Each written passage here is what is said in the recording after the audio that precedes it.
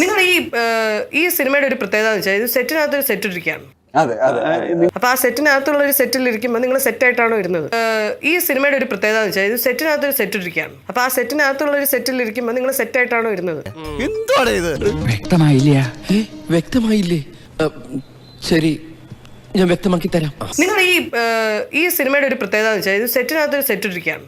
അപ്പൊ ആ സെറ്റിനകത്തുള്ള ഒരു സെറ്റിൽ ഇരിക്കുമ്പോൾ നിങ്ങൾ സെറ്റായിട്ടാണോ ഇരുന്നത്? അല്ല സെറ്റ് മിസ്സാ.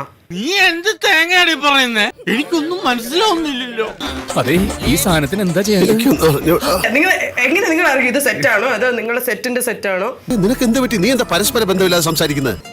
ഞാൻ പറഞ്ഞു വന്നത് എന്താന്ന് വെച്ചാലേ, നിങ്ങൾ അറിയും ഇത് സെറ്റാണോ അതോ നിങ്ങളുടെ സെറ്റിന്റെ സെറ്റാണോ?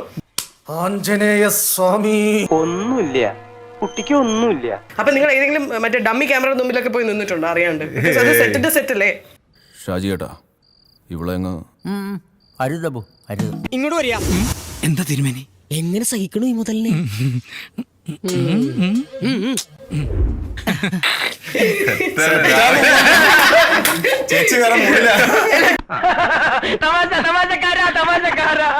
സെറ്റിനകത്തുള്ള ഷൂട്ട് നമുക്കറിയാലോ, നമ്മള് സെറ്റിന്റെ പുറത്തുനിന്നുള്ള സെറ്റാണെന്ന് മനസ്സിലാവും. എന്തോന്നാടോ ഇത്? എവിടെ നിന്ന് കിട്ടിയോടോ ഈ ഉണ്ടാക്കണേ? ദാസപ്പോ എന്നെ ശരിക്കൊന്ന് ശ്രദ്ധിച്ചേ. എന്റെ പെരുമാറ്റത്തില് എന്തെങ്കിലും പന്തികളുണ്ടോന്ന് ഒന്ന് നോക്കിക്കേ.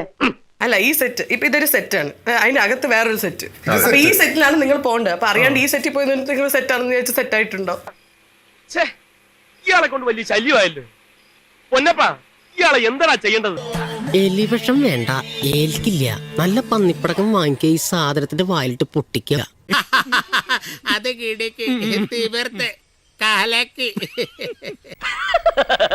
തൽക്കാലം ഇത്രയും മതി. എല്ലാവർക്കും സന്തോഷമായല്ലോ. എനിക്ക് സന്തോഷമായി. എല്ലാവർക്കും പിരിഞ്ഞു പോവാം.